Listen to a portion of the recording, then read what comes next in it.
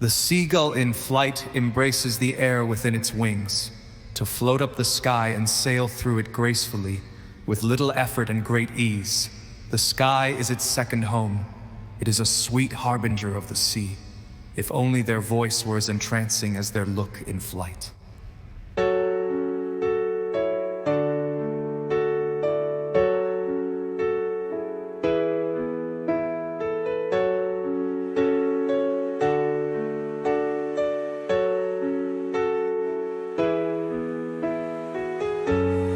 O fair gull, thy art, the muse of the sea, as thou fly over bays and beach on thy dear ways, ignoring the worlds of man in their flights of fancy. With thy tainted wings of silver snow, you fly over the heads of men, doing thy will as thou go on thy way, floating upon thy loving wing. Open the airs above thy master the sea, singing out thy heart's song.